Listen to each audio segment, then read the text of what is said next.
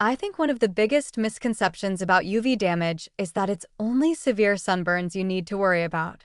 The reality is that low-level, everyday sun exposure, the kind you get walking to your car, sitting by a window, running errands, this cumulative exposure is quietly changing your skin cells in ways that matter for long-term health. Let's put some numbers on this. Even on a cloudy day, about 80% of UV radiation reaches the ground.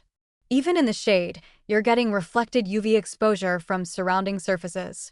And here's the thing, your skin cells are recording all of it.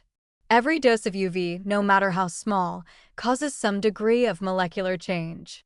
Most of the time, these changes are quickly repaired and have no lasting effect. But over months and years and decades, even small doses add up to significant cumulative exposure. Think about it this way. If someone asked you to carry a heavy weight, you might struggle but manage for a short time. But if they asked you to carry a lighter weight continuously for hours and hours, eventually that would wear you down more than the brief heavy load. Your skin cells' repair systems are similar.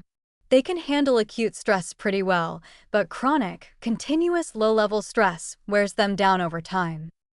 Research has shown that people who spend significant time outdoors as part of their daily routine, even without getting obvious sunburns, accumulate measurable DNA damage in their skin cells. This damage shows characteristic patterns that scientists call UV signatures, specific types of mutations that are clearly linked to sun exposure. And these mutations don't just appear in people who've had severe burns, they appear in anyone with regular, unprotected sun exposure.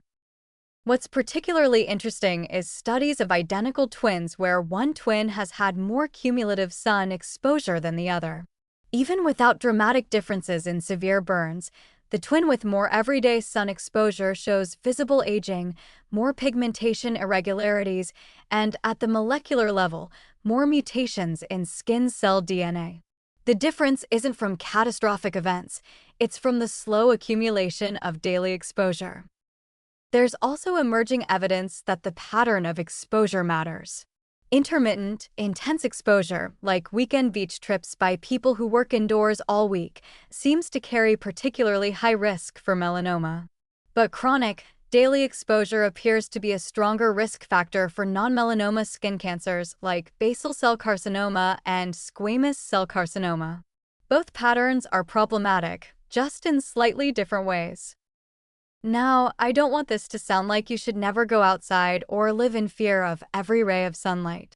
That's not a reasonable or healthy approach to life.